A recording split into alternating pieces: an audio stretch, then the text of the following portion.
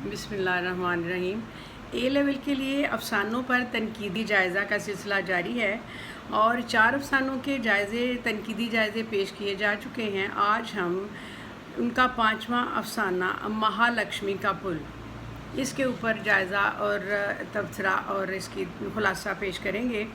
और ये कृष्ण चंद्र साहब ने तहरीर किया है और अफ़साने का मरकज़ी नुक्ता महालक्ष्मी का पुल है। ये मैं इब्तिदाई तौर पर आपको बता दूं कि बॉम्बे इंडिया में महालक्ष्मी स्टेशन है, उसकी दूसरी तरफ महालक्ष्मी का मंदिर है, साथ ही रेस कोर्स है और उनके थोड़ा सा आगे जाकर एक भद्रव है, उसके ऊपर एक पुल है जिसको महालक्ष्मी का पुल कहते हैं। अब उसके इर्द गिर्द तमाम गरीबों और मस्कीनों के घर हैं और वो सारी आबादी और बस्ती उन लोगों की है जो कि गरीब हैं और लोगों के घरों में काम करते हैं और नहायत कम आमदनी के लोग वहाँ रहते हैं। बहुत मसाइल में घिरे हुए छोटे छोटे घरों में, खोलियों में रहने वाले लोग हैं और हैंड टू माउथ जिसको कहा जाता है वो लोग हैं। और ये महालक्ष्मी असल में पुल जो है ना वो ये चीज़ है। इसके इर्द गिर्द का इलाका जो हमें मुसन्निफ़ ने बताया है वो है, उसके बारे में हमने इसमें पढ़ना है, ये बात इसमें कह रहे हैं। और इसमें उन्होंने 6 साड़ियों को लेकर जो किस्से बयान किए हैं वो भी आपको बताए जाएंगे। लेकिन जो कृष्ण चंद्र के बारे में आपको ये बताना है कि उन्होंने जो कुछ सीखा फितरत से सीखा। उनके अफसाने तमाम धनक रंगों को लिए हुए हैं और अपने ज़माने का रंग नुमायाँ उनके अफसानों में है और हकीकत निगारी के रंग से रंगे हुए अफसाने और उनकी उन्होंने ज़िंदगी को बहुत करीब से दिखाया है और मुशाहिदा किया है जो अफसानों में हमें नज़र आता है। महालक्ष्मी का पुल कृष्ण चंद्र के बेहतरीन अफसानों में शुमार होता है। गरीब तबके का मसीहा और दुखों का मदावा करने वाला अफसानों में भी गरीबों की कहानियों को नहीं भूला। इन कहानियों के पीछे दुखों की जो दास्तानें छुपी हैं वो उन्होंने नज़रअंदाज नहीं की। महालक्ष्मी पुल गरीबों की नुमाइंदगी करता है। अफसाना उन चालों के मुतल्लिक़ आगाही फराहम करता है जो सबक में हमें कृष्ण चंद्र ने दिखाए हैं। अफसाने में शांताबाई, जूनाबाई, ढंडू, ज्योना का शौहर, मुसन्नफ़ की बीवी सावित्री, झंबू की बीवी लड़िया और उसके अलावा भंगी ख़ानदान की माई शामिल हैं। कृष्ण चंद्र ने हालातों वाक़यात को पस मंज़र में हमें इन साड़ियों के ज़रिए ज़िंदगी की कहानियाँ बयान की हैं। दरअसल ये फ़न की बुलंदियों पे पहुँचे हुए हैं। उनके रंगों को लेकर कृष्ण चंद्र ने किस तरह ज़िंदगी के दारवा किए हैं कि बाएं तरफ जो 6 साड़ियाँ लटकी हुई हैं वो गुर्बत का निशानदही करती हैं और दाईं तरफ जो साड़ियाँ लटकी हैं वो कीमती हैं और वो बेहतरीन रंगों में हैं और ख़ूबसूरत हैं, चमकती दमकती हैं और एक अमीर तबके की निशानदही करती हैं। चुनाचे आप वहाँ कहते हैं कि आप लोगों ने किस तरफ जाना है, उस गुर्बत की तरफ जाना है कि उस इमारत की तरफ जाना है। यानी दोनों उन्होंने खुला तजाद बताया है हमारे सामने। यही बात उन्होंने अफसाने में पूरे में हमें बताई कि किस तरफ जाना पसंद करोगे, क्या तुम्हें भूख अफलास की तरफ जाना है या दूसरी तरफ जहाँ झूठ, फरेब, चमक दमक और वादे वईद हैं। और कहानी के आगाज़ में कृष्ण चंद्र इन साड़ियों के पहनने वालों से पढ़ने वाले को मुतारिफ़ करवाती हैं और उसकी भी एक वजह है। साड़ियाँ तो वहाँ लटकी हुई हैं और उसको देख रहे हैं और उस तरफ से वज़ीर आज़म साहब ने गुज़रना है और वहाँ उन्होंने थोड़ी देर रुकना है। लेकिन कृष्ण चंद्र ने उस इंतज़ार में लोगों को ये इंतज़ार में टाइम गुजारने के लिए ये बताया है कि ये जो साड़ियाँ हैं इनके बारे में कुछ एक आध जिक्र करें तो शायद इनको वक्त गुजर जाए अच्छे तरीके से। और शांताबाई के जैसे कहते हैं कि एक साड़ी है वो भूरे रंग की है, वो गरीब तबके की निशानदेही उसमें करते हैं कि भूरे रंग की साड़ी वो शांताबाई की है, उसके साथ वाली साड़ी ज्योनाबाई की है और दोनों रंगों में एक 19-20 का फ़र्क है। दोनों पहनने वालियों की ज़िंदगियां भी ऐसी ही हैं। शांताबाई घरों के बर्तन मांजती है और कृष्ण चंद्र के मुताबिक शांताबाई के घर का चूल्हा उस वक्त जलता है जब दूसरों के चूल्हे ठंडे हो जाते हैं।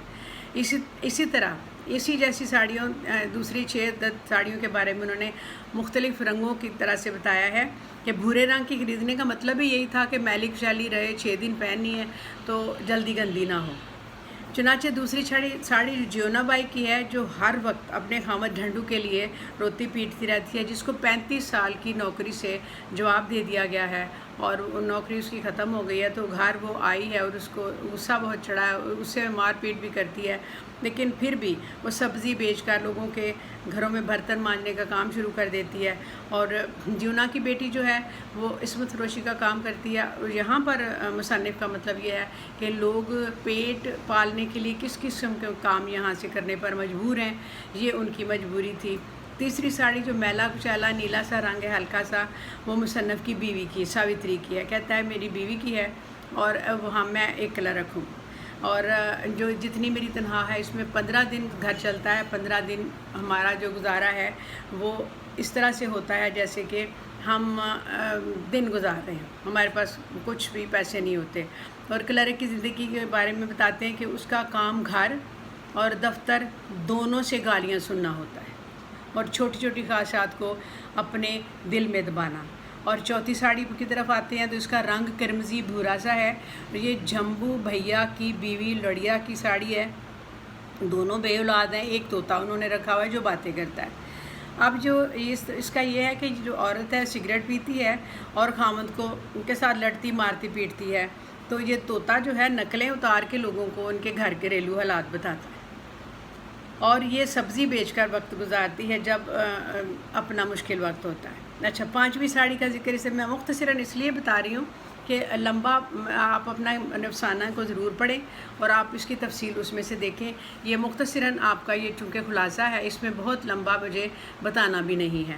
اور 5ویں ساڑی کا ذکر میں اس رنگ کا نیلا اور سرخ رنگ ہے، اور اس میں ذرا زیادہ پیسوں کی خریدی گئی ہے۔ اس کا یہ منجولا کا خامد جو مر گیا ہے وہ اس کی شادی کے پر لایا تھا، اور اس کے پاس چونکہ اب پیسے نہیں ہیں تو اس نے یہ ساڑی اب استعمال کرنی شروع کر دی ہے، لیکن یہ ساڑی نہیں ایک گہری قبر ہے، یہ مصنف اس میں کہتے ہیں۔ اب آتے ہیں 6ٹھی ساڑی کی طرف۔ یہ اس بڑھیا کی ہے جو سیتو کی ماں کی ہے، وہ بھنگن ہے، لیکن یہ بڑھیا ایک ہڑتال میں گولی چلی تو اس کو گولی لگی تو یہ پرلوک سدھار گئی، تو یہ ساڑی جو تھی اس کی بہو کی ملکیت ہو گئی، اب اس نے وہ پہنی ہوئی ہے۔ اس کے متعلق مصنف کہتے ہیں یہ 80 سال کی اس میں داستان چھپی ہوئی ہے۔ اب اچانک مصنف نے پانسا پلٹا اور وزیر اعظم کا دورہ یاد آ گیا جو ادھر ہونا تھا، لیکن وہ بغیر رکے گزر گئے۔ اور پھر کرشن چندر نے کہا کہ ان حکمرانوں کو رکنے کی کیا ضرورت ہے؟ ان کا خیال تھا کہ وزیر اعظم اتریں گے، تھوڑا گھومے پھریں گے اور ان ساڑیوں کو دیکھیں گے، پوچھیں گے کہ یہ کن کی ہیں، اور غریبوں کا کچھ مداوع کریں گے، ان کو کچھ مدد کریں گے، لیکن ایسا نہیں ہوا، اور انہوں نے دیکھا تک نہیں کس کی ساڑیاں، کون ہے، کس طرف لوگ رہتے ہیں، اور وہ ایسے ہی گزر گئے۔ اس کا انہیں افسوس ہوا، کیونکہ دوسری طرف جو ساڑیاں پڑی ہیں وہ قیمتی ہیں اور چمک دمک والی ہیں اور نئی ہیں اور خوبصورت ہیں۔ ظاہر ہے کہ وہ اچھے پہنچے ہوئے لوگوں کی ہیں، وہ امیر لوگوں کی ہیں۔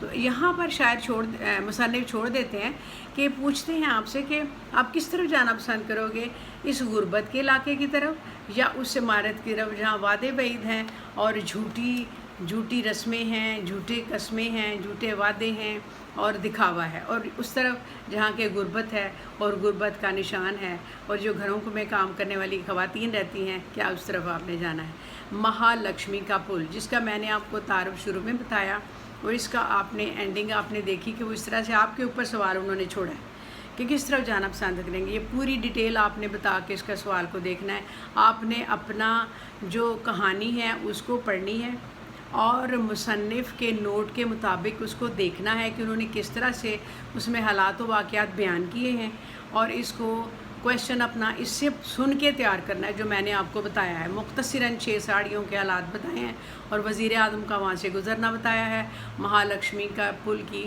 آپ کو ڈیٹیل لوکیشن بتائی ہے، اور اس کی ساڑیاں لٹکانے کی وجہ بتائی ہے۔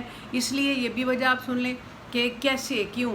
اس لیے کہ غریب لوگوں کے پاس کپڑے سکھانے کو بھی جگہ نہیں ہوتی، تو پل انہیں ایک نظر آیا، وہاں وہ لٹکاتے ہیں، اس طرح سے برابر میں لٹکی ہوتی ہیں، سب کو پتہ ہے کون سی کس کی ہے، اور اس طرح وہ اس کو لیتے ہیں۔ یہ تھا آج کی یہ مہالکشمی کا پل، اور اس کو آپ اچھی طرح سے تیار کریں اور شیئر بھی کریں اور لنک بھی کریں۔ خدا حافظ۔